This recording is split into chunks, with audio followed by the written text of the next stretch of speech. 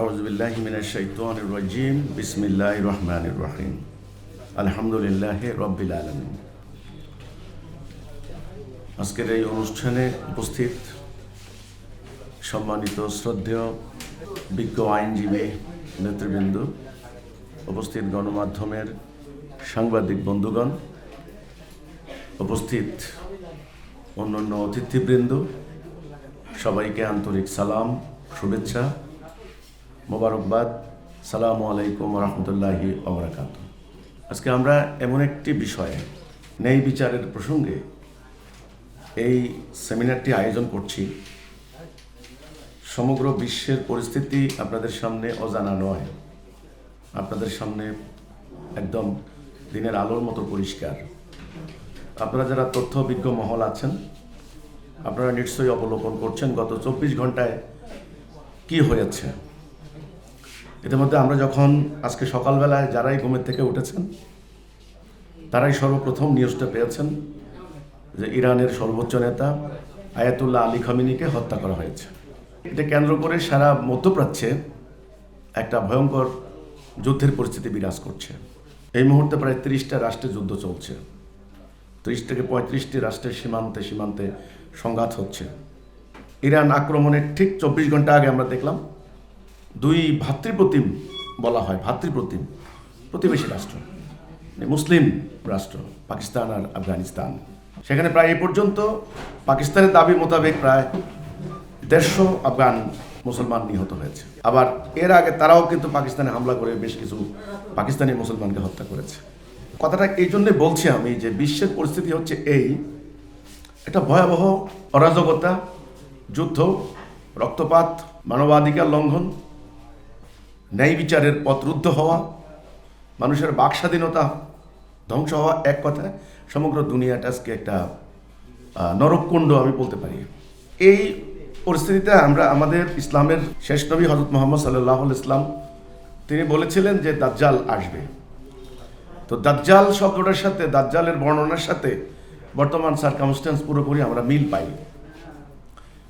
কয়েকদিন আগে Epstein files নামক একটা ইস্যু, আপনারা জানেন, কিছু ফাইল ওপেন হয়েছে। সেখানে এই পাশ্চাত্য দর্শনের বা পাশ্চাত্য সভ্যতার যে কদর্য দিক, নোংরা দিক, সেগুলো জগৎবাসী দেখেছে। কীভাবে নিষ্ঠুরভাবে, নির্মমভাবে ছোটো ছোটো বাচ্চা মেয়েদেরকে সেখানে ধর্ষণ করত, হত্যা করত, ইত্যাদি আরও অনেক জঘন্য কথাবার্তা। আমি এখন পরিষ্কার বলতে চাই যে বিশ্বের এই মুহূর্তে যে পরিস্থিতি বিরাজ করছে, এই পরিস্থিতিটা কোনো কালেই কখনোই কেউ বলতে পারবে না যে এখানে একটা সুস্থ অবস্থা বিরাজ করছে। আমাদের এই সাবজেক্টটা আমরা ঠিক করেছি এখানে যারা আদালতে আইনের প্র্যাকটিস করেন, যারা মানবাধিকার নিয়ে কাজ করেন, মানুষের বাকস্বাধীনতা নিয়ে কথা বলেন, মানুষের আইনের সুরক্ষা দেওয়ার ক্ষেত্রে যারা মুখ্য ভূমিকা পালন করেন, আমাদের সদস্যরা বলেছিলেন যে আজকে আমাদের আমন্ত্রণে আমাদের কুষ্টিয়া কোর্টে কর্মরত বেশ কিছু আইনজীবী ওনারা আপনার সাথে কথা বলবেন। যখন আইনজীবীদের প্রসঙ্গ আসলো, তখন আমি এই সাবজেক্টটা ঠিক করেছি যে বাকস্বাধীনতার কথা বলো ও ন্যায় বিচারের কথা বলো। দুনিয়াতে এখন ন্যায় বিচার নেই। আজকে আপনারা যারা এসেছেন, আমি সংক্ষেপে আমাদের প্রস্তাবনাটা আমি তুলে ধরব। সংক্ষেপে আমরা যদি ভিত্তি সালকে ধরি 47, মানে যেই বছর ব্রিটিশ চলে গেল স্বাধীনতা দিয়ে আমাদেরকে, তখন থেকে 80 বছর ধরতে পারি আমরা, প্রায় 80 বছর, 1 বছর 1.5 বছর এদিক সেদিক হতে পারে। আমরা 23 বছর ছিলাম পাকিস্তানের আন্ডারে, 54 বছর স্বাধীন বাংলাদেশ। আপনারা জানেন যে পাকিস্তানে একটা সংবিধান রচনা হয়েছে। কথা ছিল আমরা ভারত থেকে পাকিস্তান আলাদা হয়েছি, আমরা মুসলিম সংখ্যাগরিষ্ঠ, এই ইস্যু নিয়েই কিন্তু পাকিস্তান আলাদা হয়েছে ধর্মের ভিত্তিতে, যে ইসলামের সাম্য, ভ্রাতৃত্ব, ঐক্য, ন্যায় বিচার প্রতিষ্ঠা হবে। কিন্তু পাকিস্তানের শাসক গোষ্ঠী 8 বছরেও তারা সংবিধান রচনা করতে পারেননি। আমার কথা হলো, আমরা মুসলিম, আমার রাষ্ট্র পরিচালনার বিধান থাকা সত্ত্বেও পাকিস্তানের শাসকরা 8 বছর শুধু সংবিধান নিয়েই গণ্ডগোল করেছেন। যাই হোক, সেখানে রাজনীতির নামে জুলুম হয়েছে, ধর্মের নামে অপরাজনীতি হয়েছে, মানুষের বাকস্বাধীনতা ধ্বংস করার চেষ্টা করা হয়েছে, যে কারণে 52 সালে আমরা ভাষা আন্দোলন করতে হয়েছে, 69-এ গণ আন্দোলন করতে হয়েছে। তো সেই ঘটনার ধারাবাহিকতা 71 সালে যুদ্ধ হয়ে গেল। যুদ্ধের পর আমরা দেশ স্বাধীন হলাম, লক্ষ লক্ষ মানুষের প্রাণের বিনিময়ে, রক্তের বিনিময়ে। আমাদের একটা নতুন সংবিধান হলো। আচ্ছা, এই সংবিধানের আন্ডারে আমরা আজকে 54 বছর, এই 54 বছরে 17 বার সংবিধান সংশোধন হয়েছে। একেবারে সরাসরি দুটি ফ্যাসিবাদী আন্দোলন হয়েছে। একটা হলো 90-এর আন্দোলন, যে আন্দোলনে আমি নিজে সরাসরি সম্পৃক্ত ছিলাম। আমি তখন কলেজে পড়ি। এরশাদ বিরোধী আন্দোলনের কথা আমি বলছি। বলা হচ্ছে এরশাদের পতন হলে এখানে বাক স্বাধীনতা হবে, এখানে ন্যায় বিচার হবে, গণতন্ত্র কায়েম হবে। বহু মায়ের বুক খালি করে দিয়ে আমরা স্টুডেন্টরা তখন আন্দোলন করেছি। তখন ঢাকা ইউনিভার্সিটি আন্দোলনে উত্তাল, আপনারা জানেন। সেই আন্দোলন পর এইবার 24 সালে জুলাই আন্দোলন হলো। আমাদের স্টুডেন্টরা প্রায় 1000 স্টুডেন্ট জীবন দিলেন। কথা হলো এখানে বৈষম্য থাকবে না। আন্দোলনের নামই ছিল বৈষম্য বিরোধী আন্দোলন, অ্যান্টি ডিসক্রিমিনেশন মুভমেন্ট। আচ্ছা, কথা ছিল বৈষম্য থাকবে না, ঘুষ হবে না, রাজনীতি কর্তৃত্ববাদ হবে না, ফ্যাসিবাদ হবে না, ফ্যাসিস্ট তৈরি হচ্ছে, অর্থ পাচার হয়ে যাচ্ছে, স্বজনপ্রীতি হচ্ছে। এই অভিযোগে একটা সরকারকে উৎখাত করে দিয়ে আমাদের স্টুডেন্টরা আন্দোলন করলেন। কিন্তু 18 মাস চলে গেল। 18 মাসের বাংলাদেশের সবচাইতে বিশ্ব খ্যাত আমরা বলতে পারি নোবেল লরিয়েট ডক্টর ইউনূস সাহেবকে আমরা ক্ষমতায় দিলাম। ইন্টারিম, ওনার সরকারের নাম হলো ইন্টারিম। ইন্টারিমে যারা দায়িত্ব পালন করেছেন তারাও কিন্তু উচ্চশিক্ষিত, অনেকে বিদেশি ডিগ্রিধারী, অনেকে ডক্টরেট ডিগ্রিধারী, খুব সাধারণ মানুষ নন, খুবই উচ্চশিক্ষিত। এই উচ্চশিক্ষিত মানুষদের আন্ডারে গত 1.5 বছরে বা 18 মাসে মানবাধিকার লঙ্ঘন, অর্থ পাচার, দুর্নীতি, সেগুলি ফিরিস্তি এখন নতুন করে আবার শ্বেতপত্র প্রকাশ করার জন্য উদ্যোগ নিয়েছে টিআইবি। আমি সেদিকে যাচ্ছি না। আমার কথা হচ্ছে সংস্কার কমিশন হলো, বলা হলো যে সংস্কার হবে। আমরা সংস্কার করব যে বিদ্যমান এই ব্যবস্থা ফ্যাসিস্ট তৈরি করে, দুর্নীতির সুযোগ করে দিচ্ছে, অপরাজনীতির সুযোগ করে দিচ্ছে। কাজে আমরা একটা নতুন বন্দোবস্ত করব। আমাদের যারা ইন্টারিমের থিঙ্ক ট্যাঙ্কার ছিলেন তারা বলছে একটা নয়া বন্দোবস্ত হবে। আপনারা জানেন ব্রিটিশরা যখন আমাদেরকে দখল করেছিল তখন কিন্তু শেষের দিকে চিরস্থায়ী বন্দোবস্ত, একটা কথা আপনারা সবাই জানেন। সেই বন্দোবস্তের মাধ্যমে কিন্তু পুরো ভারতবর্ষের সম্পদ কিন্তু ব্রিটিশরা কুক্ষিগত করেছিল। তো এনারা আবার কোন বন্দোবস্তের জন্য আপনার সংস্কার ব্যবস্থা করলেন কিন্তু এখনও জাতির সামনে পরিষ্কার নয়। যাই হোক, তো সংস্কারে জুলাই সনদ প্রণীত হলো, একটা গণভোট হয়ে গেল। গণভোটে প্রায় 4.5 কোটি ভোটের, আমার একটু বেশ কম হতে পারে, আমি 4.5 কোটি ধরলাম। সেই হাঁ ভোট বিজয়ী হয়ে এখন অপেক্ষায় আছে সংবিধানের অন্তর্ভুক্ত হওয়ার ক্ষেত্রে। এই যে টাইমটা, এই টাইমে ইন্টারিম বলেছেন একটা ইনক্লুসিভ সোসাইটি আমরা করতে চাই, একটা ইনক্লুসিভ পলিটিক্যাল এনভায়রনমেন্ট আমরা করতে চাই, সবাইকে নিয়ে, সবার কথা শুনে। আপনারা যে যত পারেন সংস্কার প্রস্তাব দেন, আপনাদের মনের ভেতরে যা আছে বলেন। আমরা বাক স্বাধীনতা চাই। আপনারা কথা বলতে পারেননি এতদিন, এখন কথা বলেন। আচ্ছা, ওকে, সবাই প্রস্তাব দিলেন, আমি একটা প্রস্তাব দিলাম। আমি তখন জাতীয় সংসদ ভবনে যে আপনার আলী রিয়াজের নেতৃত্বে যে কমিটি হলো, প্রধান উনি চিফ সংস্কার কমিশনের, আমি লিখে লিগ্যাল সাইজ, আপনারা তো বিজ্ঞ আইনজীবী আছেন, আপনারা জানেন যে এই ধরনের রাষ্ট্রীয় চিঠিপত্র আদান প্রদান লিগ্যাল সাইজ সাধারণত দেওয়া হয়। লিগ্যাল সাইজে আমি আমার প্রস্তাবটা কাগজের মধ্যে আমার প্রস্তাবটা দিলাম। আমার প্রস্তাব আমি শুধু ওখানে দেই নাই, আমার প্রস্তাব আমি সংসদ ভবনের অন্য টিমে দিয়েছি। সরাসরি যারা মন্ত্রণালয়ে বসতেন, বিজ্ঞ উপদেষ্টা যারা ছিলেন তাদেরকেও দিয়েছি। প্রেস ক্লাবে সংবাদ সম্মেলন করে জাতীয় গণমাধ্যমে যত সাংবাদিক আছে ওনাদেরকে আমন্ত্রণ জানিয়ে তাদের সামনে আমি আমার প্রস্তাব তুলে ধরেছি। তো সেই প্রস্তাবের আলোকে সারা বাংলাদেশে যত প্রেস ক্লাব আছে, আর 2-1টা বাদ যেতে পারে, আমার জানা মতে প্রায় অন্তত আমরা 50টি জায়গায় আমরা সংবাদ সম্মেলন করেছি। এটা আমরা তুলে ধরেছি, এটা পরে বই আকারে। তো বই মেলাতেও আমার এবারে 21শে বই মেলাতেও আমার এই বইটা ব্যাপকভাবে যাচ্ছে। আপনাদেরকে আমি এই ব্যাপারে তথ্য দিচ্ছি। এবং সোশ্যাল মিডিয়াতে অনেক বই বিভিন্ন জায়গায় বিভিন্ন, আপনারা জানেন যে অনলাইন প্ল্যাটফর্ম যারা বই বিক্রি করে তারাও কিন্তু সেই বইগুলি নিয়েছেন। তো এখানে আমি প্রস্তাবটা দিয়েছি। কি প্রস্তাব দিয়েছি? আমার প্রস্তাব কিন্তু ইন্টারিম গ্রহণ করেননি। ওনারা ওনাদের জুলাই সনদ নিয়ে কাজ করেছেন। আচ্ছা, ঠিক আছে, ওনারা করুক, সেটা ওনাদের ব্যাপার। আমার প্রস্তাব দেওয়ার কাজ আমি দিয়েছি। আমি কি বলেছি? আমি বলেছি যত সংস্কার করেন, যত বিপ্লব করেন, আন্দোলন করেন, করতে পারবেন, ফ্যাসিবাদী আন্দোলন করেন, গণতান্ত্রিক আন্দোলন করেন, যত সংস্কার করেন, কোনো লাভ হবে না। কেন হবে না? বিদ্যমান চলমান এক্সিস্টিং যে সিস্টেমটা দিয়ে আমাদের রাষ্ট্র চলছে এর একটা ঐতিহাসিক ব্যাখ্যা আছে। তা আমি বলেছি যে চলমান বিদ্যমান যে ব্যবস্থা দিয়ে আমাদের রাষ্ট্র কাঠামো চলছে, এটা উপনিবেশিক যুগের ব্রিটিশ আমলের তৈরি করা একটা ব্যবস্থা। ব্রিটিশরা যখন আমাদের এখানে আসছিল তখন তারা কিন্তু যাওয়ার সময় এই সিস্টেমটা আমাদেরকে দিয়ে গেল। 80 বছর থেকে আমরা তাদের তৈরি করা এই ব্যবস্থাটা আমরা প্র্যাকটিস করছি। আপনারা বলতে পারেন ব্রিটিশ আমলের হলেই কি সব খারাপ হবে নাকি, পশ্চিমা বলেই কি সব খারাপ হবে নাকি? এখন যদি ইউরোপে এই কোডটা তৈরি হয়, আপনি এই কোডটা গায়ে দিলেন কেন? আপনারা কিন্তু প্রশ্ন করতে পারেন। ধরুন লন্ডনে এই কোডটা তৈরি হয়েছে, এখন আপনি যে বলেন লন্ডনী কোড, আমি লন্ডনী কোড গাদ দিব না, তাই এটা তো একটা অন্ধত্ব হয়ে যায়, এটা তো একটা অবৈজ্ঞানিক কথা, অযৌক্তিক কথা হয়ে যায়। এমনি আমাদের ধর্মের নাম হচ্ছে, ধর্ম যারা বিশ্বাস করেন ওরা নাম দিয়েছে আমরা নাকি ফ্যানাটিক, আমরা নাকি ফান্ডামেন্টালিস্ট, আমরা হইলাম অবৈজ্ঞানিক তত্ত্বে বিশ্বাসী, অযৌক্তিক কর্মকাণ্ডে বিশ্বাসী, গোড়াপন্থী, মানে এই ডিকশনারিতে যাকে বলা হয় অর্থোডক্স। এমনিতেই তো আমরা প্রগতিকে বিশ্বাস করি না, বা আমরা আপনার যুক্তিবোধকে বিশ্বাস করি না, বিজ্ঞানকে আমরা বিশ্বাস করি না, আমরা খালি ইতিহাসের পিছনের দিকে টানতে চাই। এটা হলো ওদের একটা অভিযোগ আমাদের ব্যাপারে। কিন্তু আমি বলেছি যে দেখুন, এই যে বিদ্যমান যে রাষ্ট্র ব্যবস্থা, এটা কিন্তু রাষ্ট্র ব্যবস্থা কিন্তু একটা ইলাবোরেট সাবজেক্ট, এটা একটা কমপ্লেক্স সাবজেক্ট। এটা কিন্তু খুব সাধারণ মানুষের মধ্যে এই আলোচনাটা বোধগম্য নাও হতে পারে। বিদ্যমান এই যে ব্যবস্থা, এটা ব্রিটিশ আমলের উপনিবেশিক তৈরি মানুষের তৈরি ব্যবস্থা।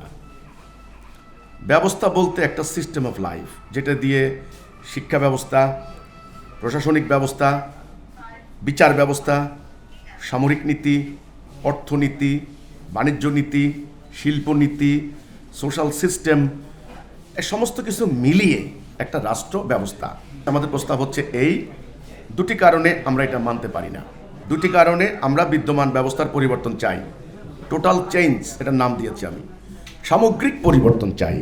1 নাম্বার, আমি মুসলিম দাবি করি, আমি মোমেন, আমি বিশ্বাস করি, আমার কলেমা আজকে রমজান মাস, এই রমজান মাসে আপনারা জানেন আমরা যারা ঈমান এনেছি, পবিত্র কোরআনে আল্লাহ বলেছেন ইয়া আইয়ুহাল্লাযীনা আমানু কুতিবা আলাইকুমুস সিয়াম, তোমাদের জন্য রোজা ফরজ করে দিলাম। এই জন্য আমরা রোজা রাখি, ম্যান্ডেটরি, আমাদের জন্য এটা বাধ্যতামূলক। তার মানে আমরা যারা আল্লাহর প্রতি ঈমান আনছি, আমাদেরকে ফার্স্ট অফ অল আল্লাহর দেওয়া বিধান মানতে হবে। আল্লাহর দেওয়া বিধান পরিপূর্ণ। এখানে ব্যক্তিগত জীবনের যেমন বিধান আছে, সামাজিক রাষ্ট্রীয় জীবন পরিচালনার বিধানও আছে। এখানে আদালতে বিচার ফায়সালা কিভাবে সেটারও বিধান আছে আল্লাহর বিধানে। অর্থনীতি কিভাবে চলবে তারও সমাধান আছে। সামরিক নীতি কিভাবে চলবে সেটারও ব্যবস্থা আছে। তাহলে আমি যদি মুসলমান দাবি করি, তাহলে আমাকে পূর্ণাঙ্গরূপে ঈমান আনতে হবে। আপনারা জানেন যে ইসলামের একটা কনসেপ্ট আছে শিরিক। শিরিক নিয়ে অনেক কথাবার্তা হয়, ওই যে ইদানিং 21শে ফেব্রুয়ারিতে ফুল দেওয়া ইত্যাদি, শিরক টিরক, এগুলো নিয়ে কথা হয়েছে, সেগুলো নিয়ে আমি আমার বক্তব্য দিয়েছি। শিরিকটা কি? শিরিক হচ্ছে কিছু মানা কিছু না মানা। আল্লাহ পবিত্র কোরআনে বলেছেন যে তোমরা কি এই সিদ্ধান্ত নিয়েছো আমার কিছু মানবা কিছু মানবা না, আফাতুমিনুনা বিবাদিল কিতাবে ওয়া তাকফুরুনা বিবাদ, তাহলে তোমরা মনে রাখো খিজিউন ফিল হায়াতিদ দুনিয়া, দুনিয়ার জীবনে লাঞ্ছনা হবে তোমাদের জন্য। কাজে মুসলমানরা পূর্ণাঙ্গরূপে ইসলামকে অনুসরণ করতে হয়। আংশিক মানবো আংশিক মানবো না, এটা কিন্তু ইসলামের দৃষ্টিতে শিরিক। ঈমানের কথা হচ্ছে লা ইলাহা ইল্লাল্লাহ মুহাম্মাদুর রাসূলুল্লাহ, অর্থাৎ আমি আল্লাহর বিধান ছাড়া, আল্লাহর হুকুম ছাড়া আমি আর কারো হুকুম মানি না। তাহলে প্রথমত আমার রাষ্ট্র চলবে ব্রিটিশের আইনে, আর আমি ব্যক্তি জীবনে নামাজ পড়বো, আমার মুসলমান দাবি করা যথার্থ হয় না, এটা ঈমান হয় না। আমার প্রথম ঈমানি বাধ্যবাধকতা। আপনি বলতে পারেন এটা একটা আধ্যাত্মিক কারণ, আমি পরবর্তী জাগতিক কারণ বলছি। প্রথমে আমাকে চলমান বিদ্যমান এক্সিস্টিং এই সিস্টেমটাকে আমাকে বাদ দিতে হবে। প্রথম কারণ হচ্ছে এই, যেহেতু আমার Quran is the complete code of life, Islam সম্পূর্ণ জীবন দর্শন এখানে আছে, আমাকে ওদের বিধান দিয়ে আমার আদালতে বিচার করার দরকার নেই। আমার আল্লাহর দেওয়া বিধান আছে, এবং আজ থেকে ১৫০০ বছর আগে আমাদের নবী করিম সাল্লাল্লাহু আলাইহি সাল্লাম ১২.৫ লক্ষ বর্গমাইল এলাকায় আল্লাহর দেওয়া বিধানের উপরে যেই ব্যবস্থা তিনি কায়েম করেছেন, সেখানে কি শান্তি সুবিচার, কি ন্যায় বিচার কায়েম হয়েছিল, সেটা আপনাদের কাছে নতুন করে বলতে হবে না, যেহেতু আপনারা এখানে অভিজ্ঞ মানুষ, আপনারা জানেন। আমি শুধু সংক্ষেপে দু একটা কথা বলছি, যে সেটা হচ্ছে মানুষ ঘরের দরজা লাগানোর প্রয়োজন অনুভব করতো না, উটের পিঠে খাবার নিয়ে দাঁড়ে দাঁড়ে ঘুরতো, নেওয়ার মতো কেউ ছিল না। ন্যায় বিচার এমন কায়েম হয়েছিল, 1 বছর হযরত ওমর বিচারপতি ছিলেন, কোনো মামলা ওনার এখানে আসে নাই। বেলে কি অপরাধ হতো না? কালে ভদ্রে দু একটি অপরাধ হলে অপরাধী নিজে এসে বিচারকের কাছে ক্ষমা চাইতেন। অর্থাৎ ন্যায় বিচার, সুবিচার, মানবাধিকার, মানবতা ইত্যাদি কায়েম হয়েছিল। কেন হয়েছিল? আল্লাহর নির্দেশ, ইন্নাল্লাহা ইয়া'মুরু বিল আদলি ওয়াল ইহসান। আপনারা জানেন যে আদালত শব্দটা আদল থেকে। আল্লাহ বলছেন যে তোমরা আদালত কায়েম করো, আদেল কায়েম করো, ন্যায় বিচার কায়েম করো। তো ন্যায় বিচার কায়েম করা মুমিনদের উপরে ফরজ, বাধ্যতামূলক। সেটা আমি বলেছি, যদি আমার উপরে নামাজ ফরজ হয়, নামাজ ফরজ হইলে আদালতে আল্লাহর আইন দিয়ে বিচার করা ফরজ। এটা হলো আমার কথা। আমার উপরে যদি হজ ফরজ হয়, তাহলে আমার উপরে অর্থনীতি মানাও ফরজ। শুয়োর হারাম, আমি শুয়োর খাবো না, শুয়োর হারাম করেছে, সুদ কিভাবে খাই? সুদ তাহলে হারাম, বড় হারাম ওইটা। আল্লাহ বলছেন যারা সুদ খায় তাদের বিরুদ্ধে আল্লাহ রসুল জিহাদ ঘোষণা করেছেন, ওইটা হারাম। ডাকাতি করা হারাম, ধর্ম ব্যবসা করাও হারাম। আমি ওয়াজ করে টাকা নিবেন, মুদ্রা দাফন করে টাকা নিবেন, এই ধরনের ধর্মের নামে বিনিময় নেওয়া হারাম। তাহলে একটা হারাম মানবেন, আরেকটা হারাম মানবেন না, এটার নাম শিরিক। সেজন্য আমি বলেছি এই প্রথম কারণ যে আমি ইমানের দাবি হেতু, যেহেতু আমি মোমেন, আমি মুসলিম, উম্মতে মুহাম্মদী, কাজে আমার ইসলাম সম্পূর্ণ জীবন ব্যবস্থা। এখানে সকল দিক ও বিভাগের দিক নির্দেশনা দেওয়া হয়েছে। এখন সেটা রাষ্ট্রীয় জীবনে কিভাবে কার্যকরী করা সম্ভব, কিভাবে এই বর্তমান আধুনিক এই জটিল অর্থনৈতিক ব্যবস্থা, বিচারিক ব্যবস্থা, শিল্প বাণিজ্য ব্যবস্থা, আন্তর্জাতিক লেনদেন, এই সমস্ত কিছু। এবং আপনারা জানেন যে আধুনিক রাষ্ট্রটা, আপনারা জানেন দীর্ঘদিন ধরে বিভিন্ন জাতীয় এবং আন্তর্জাতিক আইন প্রণয়ন হয়েছে। বিভিন্ন রাষ্ট্রে সে আইনগুলি আন্তর্জাতিক মান উন্নীত হয়েছে। ওনারা বলেছেন ইন্টারন্যাশনাল স্ট্যান্ডার্ড, যাকে বলা হয় হিউম্যান রাইটস এবং অন্যান্য যে লগুলি, সেগুলি আন্তর্জাতিক মান উত্তীর্ণ হয়েছে। সেটি কীভাবে? সেখানে প্রতিটা মানুষের সমান অধিকার, ধর্ম, বর্ণ, গোত্র ইত্যাদির ক্ষেত্রে সমান অধিকার, আইনের দৃষ্টিতে সবাই সমান। আমাদের সংবিধানেও কিন্তু সে ব্যাপারটা বিবৃত করা আছে। তো এখন ইসলামের প্রস্তাব যখন আমি করি, তখন এই প্রস্তাব, কারণ আমি কিন্তু আমার 3 তারিখে আমার একটা সেমিনার আছে সুপ্রিম কোর্টের আইনজীবীদেরকে নিয়ে। আমি কিছুদিন আগে বিচারপতি মহোদয়দেরকে নিয়ে আমি একটা মত বিনিময় করেছিলাম। সেখানে এখানে এই ফটোটা আছে, এই কাগজটা আমি ওনাদের সামনে তুলে ধরেছি। আমি আমার দাবির সপক্ষে, আমার প্রস্তাবনার সপক্ষে আমি তথ্য উপাত্য আমি তুলে ধরেছি। এখানে ওপেন কথাবার্তা হতে পারে, এখানে ওপেন ডিসকাশন হতে পারে। আমার কথার মধ্যে যদি কোনো তথ্যগত মিস্টেক থাকে, ভুল থাকে, এখানে যদি কোনো প্রবলেম থাকে, তাহলে কিন্তু আমি সরি বলতে কার্পণ্য করব না। কিন্তু আজকে আমরা এই ব্যাপারটা খোলামেলা কথা বলতে হবে। খোলামেলা কথা বলতে হবে এই জন্য, ইতোমধ্যে কিন্তু আমাদের অনেক আন্দোলন হয়েছে, আমাদের অনেক রক্ত গিয়েছে, অনেক পরিবর্তনের জন্য আমরা লড়াই করেছি, বাট আমরা কিন্তু শান্তি পাইনি। বাংলাদেশের যে আইন, এই আইনটার বৈশিষ্ট্য কি? আমাদের সংবিধানের মূলনীতিকে ধর্মনিরপেক্ষতা, সেকুলারিজম বলা হয়। ওকে, এখানে কথা হচ্ছে এখানে হিন্দু আছে, বৌদ্ধ আছে, খ্রিস্টান আছে, পাহাড়ি আছে, মুসলমান আছেন এবং অন্যান্য উপজাতীয় আছেন। এমনকি যারা আল্লাহ রসুল কোরআন বিশ্বাস করে না তারাও আছেন, এবং বিভিন্ন মারিফতি লাইনের লোক আছেন, বিভিন্ন মুসলমানদের মধ্যেও বিভিন্ন ফেরকার লোক আছেন। তাহলে আপনার প্রস্তাবিত রাষ্ট্র ব্যবস্থায় ইসলামের কোরআনের ভিত্তিতে যদি রাষ্ট্র চলে, এটা কিন্তু প্রশ্ন এসেছে। যদি হয় তাহলে হিন্দু, বৌদ্ধ, খ্রিস্টান এই যে মানুষগুলি, তারা তো সেকেন্ড ক্লাস অফ সিটিজেন হয়ে যাবে, দ্বিতীয় শ্রেণীর নাগরিক হয়ে যাবে। তাহলে এটা তো আইনের দৃষ্টিতে সমতার নীতি হবে না। এটা তো আপনার হলো আইনের দৃষ্টিতে সবাই সমান, এই নীতি তো ভঙ্গ হবে। আইনের যে আন্তর্জাতিক স্ট্যান্ডার্ড, সেই নীতি তো ভঙ্গ হবে। এই প্রশ্নটা কিন্তু উঠেছে, আমি কিন্তু সেটার জবাব দিয়েছি। তাহলে আমার প্রথম যুক্তি, যেহেতু আমরা মুসলিম, আমরা মোমেন, আমরা ইমানের দাবি পূরণ করা হেতু পূর্ণাঙ্গ রূপে ইসলামকে প্র্যাকটিস করতে হবে। আমি ব্যক্তি জীবনে যেমন নামাজ পড়ব, রাষ্ট্রীয় জীবনে আমার রাষ্ট্র চলবে আল্লাহর বিধানে। তখন আমার একটা মানসিক যে দ্বন্দ্ব, সেখান থেকে আমি মুক্ত হব। এখন আমাকে ট্যাক্স দিতে হচ্ছে সরকারকে, ঠিক আরেকটা ট্যাক্স দিতে হচ্ছে জাকাত। তাহলে আল্লাহ বললেন আকিমুসসালাহ ও আতাউজ জাকা, সালা কায়েম করো, জাকাত দাও। এটা একটা ট্যাক্স। ওই শব্দটা বললে আপনার, যদি আধুনিক অর্থে ট্যাক্স হয় না, জাকাত শব্দের আধ্যাত্মিক অর্থ হচ্ছে জাকিয়াত থেকে তাজকিয়া, পরিশুদ্ধি। উদাহরণের জন্য বলছি, ইদানিং ওই যে রাষ্ট্রগুলি কালো টাকা সাদা করে, যাই হোক, আল্লাহর ইসলামে কিন্তু কালো টাকা সাদা করার প্রক্রিয়া বর্তমান নীতির মতো নয়, সেটা আমার অন্য সাবজেক্ট। তো আমার কথা হচ্ছে এই, আমার যেহেতু নামাজ ফরজ, আল্লাহর বিধানে আদালতে বিচার করাও ফরজ। সেটা কিভাবে সম্ভব সেটা আমি তুলে ধরেছি। তো প্রথম কারণ, আমার ইমানি বাধ্যবাধকতা হেতু বিদ্যমান, চলমান, মানুষের তৈরি, উপনিবেশিক যুগের ব্রিটিশ আমলের তৈরি করা এই বিধি, এই ব্যবস্থা, এই আইন, এই সিস্টেমের আমি পরিবর্তন চেয়েছি, 1 নাম্বার। 2 নাম্বার, জাগতিক কারণ। জাগতিক কারণটা হচ্ছে খুব প্র্যাকটিক্যাল কারণ। যেই ব্যবস্থা দিয়ে আমরা অর্থনৈতিক অবিচার বন্ধ করতে পারি নাই, যেমন সুদভিত্তিক অর্থনীতি যতদিন চলবে ততদিন অরাজকতা বন্ধ করা যাবে না। এই সিস্টেমটাই এমন। এটাকে বলা হয়, যারা জানেন তারা তো জানেন, ক্যাপিটালিজমের বৈশিষ্ট্যটাই হচ্ছে এমন যে সম্পদ কিছু লোকের কাছে কুক্ষিগত হবে। এরা সিন্ডিকেট কায়েম করবে, এরা পলিটিক্সকে নিয়ন্ত্রণ করবে, এরা মিডিয়াকে ম্যানিপুলেট করবে, এরা জনগণকে প্রভাবিত করবে, এরা ইলেকশনে প্রার্থী হবে, ইলেকশন ইঞ্জিনিয়ারিং করবে। যাদের টাকা নাই তারা ইলেকশনে জিততে পারবে না। এই সিস্টেমটাই এমন। অর্থাৎ টাকাওয়ালা, মানিড ম্যান, মাসেল ম্যান, এরা কিন্তু একাকার। এখন আমি এদের নাম দিয়েছি, এটা একটা সিন্ডিকেট। এখন ডেমোক্রেসির নামে যেটা চলছে বাংলাদেশে, এটা ডেমোক্রেসি নয়, এটা কতিপয়তন্ত্র। এটাকে রাষ্ট্রবিজ্ঞানের ভাষায় বলে অলিগার্ক। এই কতিপয়তন্ত্রটাই একটা পর্যায়ে ফ্যাসিস্ট হয়, স্বৈরতন্ত্র হয়। যাক, সেটা অন্য কথা। তো এই সুদভিত্তিক অর্থনীতির কারণে অর্থনৈতিক অবিচার সৃষ্টি হয়েছে। দ্রব্যমূল্যের নিয়ন্ত্রণ করতে কেউ পারবেন না, ইম্পসিবল। কারণ বাজার কন্ট্রোল, অর্থনীতি, ব্যাংকিং, সুদের নীতি, ব্যাংকের মানে টাকার প্রায় 2.5 লক্ষ কোটি টাকা এ পর্যন্ত শুধুমাত্র এই গত কয়েক বছরে শুধুমাত্র ঋণ খেলাপিরা, মোট 6 লক্ষ কোটি টাকা ঋণ খেলাপি।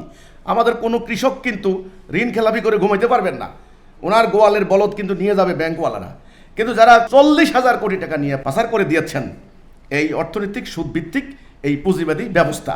কাজেই এই অর্থনৈতিক ব্যবস্থা আমাদেরকে শান্তি দিতে পারেনি। এই বিচার ব্যবস্থা 45 লক্ষ মামলা পেন্ডিং, 45 লাখ। এই মামলার জর্জরিত আদালতগুলি, ওনারা বলছেন এখন বিচারক লাগবে। আপনার হলো ইংল্যান্ডে এতজনের মাথা পিছু এতজন জাজ, আমেরিকাতে এতজন, আমাদের এখানে প্রায় লাখের কাছাকাছি। মানে আমাদের অনেক জাজ লাগবে, অনেক ম্যাজিস্ট্রেট লাগবে, অনেক বিজ্ঞ আইনজীবী লাগবে। আমি বলছি নো, সিস্টেম পরিবর্তন না করলে জনে জনে বিচারপতি দিলেও শান্তি হবে না। এখানে যাদের টাকা নাই তাদের কোনো বিচার নাই। আমি দায়িত্বহীন কণ্ঠে কথা বলছি। আমি সুপ্রিম কোর্টের মহামান্য মানে বিজ্ঞ বিচারপতিদের সামনে কথা বলছি। যাদের টাকা নাই তারা ভালো উকিল ধরতে পারেন না। আপনারা মাফ করবেন, এখানে যেহেতু আমি অনেক উকিলদের সাথে কথা বলেছি, একটা শব্দ কোর্টে চালু আছে, জাঁদরেল উকিল। জাঁদরেল উকিল কারা? জাঁদরেল উকিল হলো যারা অনেক বাক চাতুর্য দিয়ে নানানভাবে আসামিকে জামিন করিয়ে আনতে পারেন। আমার কথা হলো, কথাগুলো বোঝার জন্য বলছি, তার মানে টাকা না থাকলে আমি বিজ্ঞ আইনজীবীকে পাচ্ছি না। তাহলে আমার ঘাটে ঘাটে ঘাটে ঘাটে টাকা, এফআইআরে মিথ্যা, তদন্তে মিথ্যা, মেডিকেল সার্টিফিকেট মিথ্যা। ডাক্তারের মতো এরকম একজন মানে ব্রিলিয়ান্ট স্টুডেন্ট, যারা সরকারের লক্ষ লক্ষ টাকা, কোটি কোটি টাকা ব্যয় করে যিনি ডাক্তার হয়ে বের হচ্ছেন, তিনি জাল সার্টিফিকেট দিচ্ছেন। তাহলে এই সমস্ত কিছুর উপরে নথিভিত্তিক রায় দিচ্ছেন বিজ্ঞ আদালত, নথিভিত্তিক রায় দিচ্ছেন। এই নথিভিত্তিক রায় এখানে কি হচ্ছে সেটা আপনাদের কাছে পরিষ্কার। তাহলে আমি বলেছি বিদ্যমান বিচার ব্যবস্থা এটাকে পরিবর্তন করতে হবে। এটা সাংঘাতিক প্রস্তাব, এটা কঠিন প্রস্তাব, এটা একটা ভয়াবহ প্রস্তাব। এটা সকলের বিবেচনার বিষয়, উন্মুক্ত আলোচনার বিষয়। যে কথাগুলি এতদিন ভয়ে কেউ বলতে চাননি, আমার আহ্বান থাকবে নির্ভয়ে এখন খোলাসা করে কথা বলুন। আমাদের আদালত অবমাননা কোন কোন পয়েন্টে হবে আমরা কিন্তু ভেরি কনসাস, এই ব্যাপারে সতর্ক। ইনশাল্লাহ আমরা এমন কথা বলবো আদালত অবমাননা হবে না। ন্যায্য কথা, ন্যায় বিচারের কথা, যেখানে ন্যায় বিচারের জন্য আমি বিজ্ঞ আদালতের সামনে বলতে পারি, মি লর্ড আমার এই আবেদন। কাজে আজকে আমি আক্রান্ত, আমার বাড়ি আক্রান্ত। আপনারা জানেন আমার বাড়িতে 4 বার হামলা হয়েছে, আমার ভাইদেরকে জবাই করেছে, আমার বৃদ্ধ পিতা মাতাকে জেলে নিক্ষেপ করেছে, আমার সমস্ত বাড়িঘর লুটপাট করে দিয়েছে, মব হয়েছে, 200 মাজারে হামলা হয়েছে, আমার সদস্যদের বাড়িতে হামলা হয়েছে। আপনার রংপুরে 14টা গরু দিনের বেলায় লুট করে নিয়ে জিয়াপত করে খেয়েছে, সেখানে আমার 14টা বাড়িঘর আগুন দিয়ে জ্বালিয়ে দিয়েছে, আমরা কিন্তু বিচার পাইনি। এখানে জামিন হওয়ার পরে জেল গেটে 40,000 50,000 টাকা কন্ট্রাক্ট করে আবার 3টা মামলা পেন্ডিং মামলা দিয়ে আসামিদেরকে জেলে ঢুকানো হয়। এই প্রক্রিয়া বন্ধ হয় নাই, আগামী তো বন্ধ হবে না। আমরা বলেছি এই বিচার ব্যবস্থা থেকে আমাদেরকে বেরিয়ে আসতে হবে। আমি বলেছি বিদ্যমান অর্থনৈতিক ব্যবস্থা, বিচারিক ব্যবস্থা, রাজনৈতিক ব্যবস্থা, এখন যে রাজনৈতিক ব্যবস্থা, আমি বিচার ব্যবস্থা গেলাম, রাজনৈতিক ব্যবস্থার মধ্যে সেখানে কি আছে? এই রাজনীতি ধাপ্পাবাজের রাজনীতি, প্রতারণার রাজনীতি, ছলনার রাজনীতি। গণতন্ত্রের নামে ধোঁকা দেওয়া হয়েছে আমাদেরকে, ডেমোক্রেসির নামে আমাদেরকে বলা হয়েছে হিউম্যান রাইটস, আমাদেরকে বলা হয়েছে বাক স্বাধীনতা, আমাদেরকে বলা হয়েছে সমতা, সমান অধিকার, আমাদেরকে বলা হয়েছে ন্যায় বিচার, ভোটাধিকার, এগুলি বলা হয়েছে। বাংলাদেশের ভোটার হলো এবারে 13 কোটি। টোটাল যদি 18 কোটি মানুষ হয়, 13 কোটি ভোটার, 5 কোটির ভোটার নন, আমি বাদ দিলাম 5 কোটি। 13 কোটির মধ্যে বিজয়ী দল যারা সরকার গঠন করেছেন তারা কত পার্সেন্ট নিয়ে সরকার গঠন করেছেন? 30%, 32% হতে পারে না, অর্থাৎ মেজরিটি পার্সেন্ট নন। এটাই হলো গণতন্ত্রের। তাহলে গণতন্ত্রের মূল যারা প্রবক্তা তারা বলেছেন মেজরিটি পার্সেন্ট ইজ গ্র্যান্টেড, কিন্তু হিস্ট্রি বলে মেজরিটি পার্সেন্ট গ্র্যান্টেড হয়নি। তাহলে আবার ভোট হোক। মেজরিটি 51% যতক্ষণ না হবে ততক্ষণ গভর্নমেন্ট ফর্ম হবে না। তাহলে এই ফ্লগুলি, এই মিস্টেকগুলি, এই ভুলগুলি আছে। তো আমার কথা হলো গণতন্ত্রের নামে এগুলি চলেছে। হরতাল, অবরোধ, লকডাউন, ক্র্যাকডাউন, নতুন করে বাসে হামলা, আগুন দিয়ে জ্বালিয়ে দেওয়া, মানুষের ব্যবসা বাণিজ্য ধ্বংস করে দেওয়া। গতকালকের আমাকে বলেছিলেন আজকে এক সাংবাদিক যে আপনি এটা বলবেন, একটা নির্বাচিত সরকার 2/3 মানে সদস্য নিয়ে ওনারা পার্লামেন্টে বসেছেন। চট্টগ্রামের একজন ব্যবসায়ীর বাসায় যেইভাবে সাব মেশিন গান দিয়ে গোলাগুলি করা হয়েছে গতকালকে চাঁদার জন্য, এখানে প্রত্যেকটা ব্যবসায়ী এখন আতঙ্কিত। আমার কথা হলো সরকার, হ্যাঁ, তারেক জিয়ার সরকার খুব আন্তরিক চেষ্টা করছেন, আন্তরিকতার কোনো অভাব নেই। আমি কিন্তু কোনো ব্যক্তিকে, কোনো দলকে আমি কিন্তু এখানে কিন্তু দায়ী করছি না, আমি দায়ী করছি সিস্টেমকে। আপনারা আমার আলোচনার কেন্দ্রবিন্দু বোঝার চেষ্টা করবেন আশা করি। আমার কথা হলো বিদ্যমান, চলমান এই যে সিস্টেম, এটা ব্রিটিশ উপনিবেশিক যুগের তৈরি করা। ওরা আমাদের দেশে এসেছে শোষণ করতে, শাসন করতে, লুণ্ঠন করতে। ওরা 300 বছর, মানে 200 বছর সরাসরি লুণ্ঠন চালিয়েছে। চলে যাওয়ার পর তারা এমন একটা ব্যবস্থা, এমন একটা বিধি, এমন একটা নিয়ম আমাদেরকে তারা ধরিয়ে দিয়ে গিয়েছে। আমরা একটা খাঁচার মতো, একটা বৃত্তের মতো আমরা এখন আবদ্ধ হয়ে গিয়েছি। এখানে আমাদের বাক স্বাধীনতা আসলে সেই অর্থে নাই। আমাদের মৌলিক মানবাধিকার কি? মৌলিক মানবাধিকার হবে 1 নাম্বার হবে আমার নিরাপত্তার অধিকার। নিরাপত্তার অধিকার কতখানি আছে আপনারা জানেন। 2 নাম্বার হবে আমার পণ্যের মানে সংস্থান। 3 নাম্বার আমার বস্ত্র। এইভাবে পর্যায়ক্রমে আমার বাক স্বাধীনতা আরও অন্য।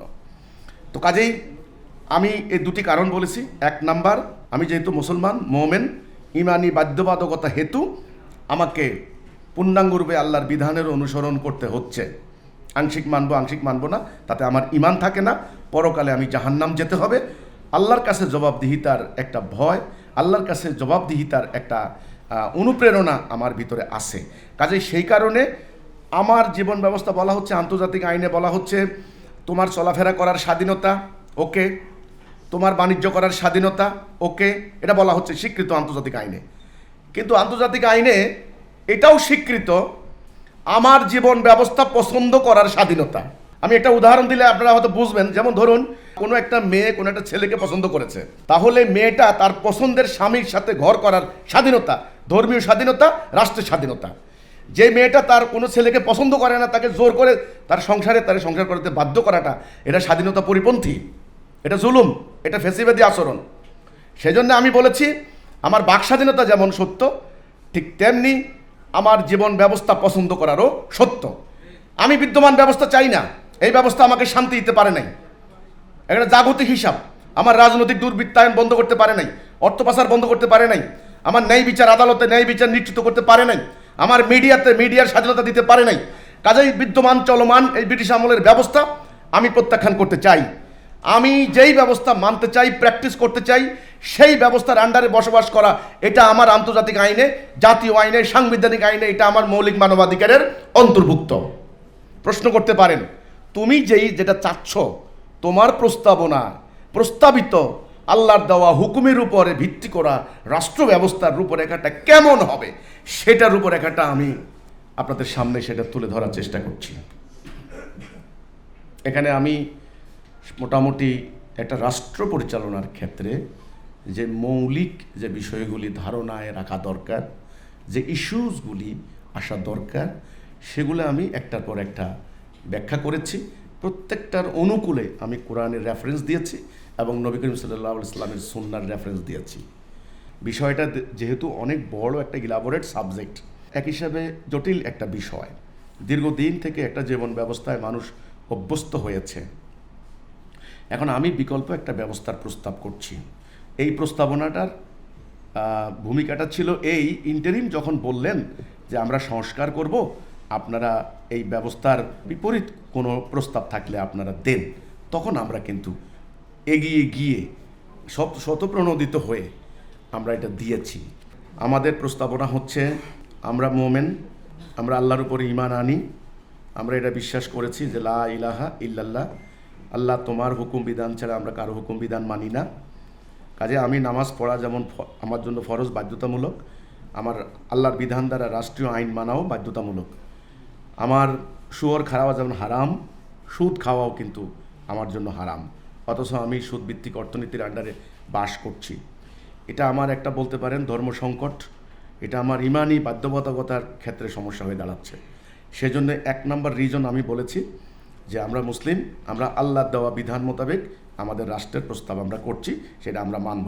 2 নম্বর জাগতিক কারণ, সেটা হলো চলমান বিদ্যমান এই ব্যবস্থা উপনিবেশিক ব্রিটিশ আমলের, এটা ইতোমধ্যেই তার প্রযোজ্যতা হারিয়েছে, তার কার্যকারিতা হারিয়েছে, এটার ব্যর্থতা প্রমাণিত হয়েছে। এটা নতুন করে আবার বারবার আপনার এক্সপেরিমেন্টের প্রয়োজন নাই, যথেষ্ট এক্সপেরিয়েন্স আমাদের হয়েছে, আমরা অলরেডি এক্সপেরিয়েন্সড, আমাদের আর দরকার নেই। এটা অরাজকতা আর বন্ধ করতে পারবে না এই ব্যবস্থাটা। এখন কি হচ্ছে, 5 বছর পর পর fair and free participatory election হচ্ছে। একটা উদাহরণ দিলে আপনারা বুঝবেন। একটা কারখানায় মদ তৈরি করা হয়, মদ খেয়ে লোকেরা, এলাকার লোকজন সব টালমাটাল, আন্দোলন করে করে প্রতি 5 বছর পর পর মদের উৎপাদনকারী শ্রমিকদেরকে পাল্টানো হচ্ছে, টেকনিশিয়ানদেরকে পাল্টানো হচ্ছে। আমি বলছি নো, পুরো কারখানাটা পরিবর্তন করতে হবে, সিস্টেম পরিবর্তন করতে হবে, সিস্টেম ধরে টান দিতে হবে। একটা বিশ্ববৃক্ষ, একটা শাখার মধ্যে 20 ফল ধরে, একটা শাখায় ঘুষ, একটা শাখায় সুদ, একটা শাখায় ব্যভিচার। এই যে এখন ঢাকা রাজধানীতে গত 1 সপ্তাহ থেকে চলতেছে নারী নির্যাতন নিপীড়নের বিরুদ্ধে কিন্তু বিক্ষোভ চলছে। আমি বলছি বন্ধ করতে পারবেন না, সিস্টেম পাল্টাতে হবে, বন্ধ করতে পারবেন না। বাঁকা রাস্তায় কোনোদিনই সোজা চলা যায় না, সোজা রাস্তায় সোজা চলতে পারেন। এই জন্য ইসলামের নাম সিরাতাল মুস্তাকিম, ইহদিনাস সিরাতাল মুস্তাকিম। আমরা প্রতি ওয়াক্ত নামাজে আল্লাহর কাছে প্রার্থনা করি, আল্লাহ আমাদেরকে সিরাতুল মুস্তাকিমে হেদায়া দাও, সহজ সরল পথ, সিম্পল পথ। আল্লাহ রাব্বুল আলামিন বললেন, আমি তোমার জীবন চলার পথে যে ডাইরেকশন দিয়েছি এটাই হলো তোমার জন্য সিরাতাল মুস্তাকিম। আমরা মুসলমানরা সেটা বাদ দিয়ে আমরা পাশ্চাত্য সভ্যতার জীবন দর্শন দিয়ে আমাদের জীবন পরিচালিত করছি, ফলে সেটা ব্যর্থতায় পর্যবেসিত হয়েছে। সেজন্য আমি বলেছি 5 বছর পর পর ওই গাছের পরিচর্যাকারী পরিবর্তন হচ্ছে। বলা হচ্ছে, এই তুমি ঠিকমতো পানি দাও না, তুমি ঠিকমতো গাছকে যত্ন করো না। আসলে ভাই, আপনি পরিচর্যাকারী যেই আসুক না কেন, যত জ্ঞানী, যত বিজ্ঞ, যত বিদেশি ডিগ্রিধারী হন না কেন, বিশ্ব বৃক্ষের ফল ধরবে 20 ফল। এই বৃক্ষটাকে একেবারে সমূলে মূল থেকে তাকে উপড়ে ফেলে দিতে হবে।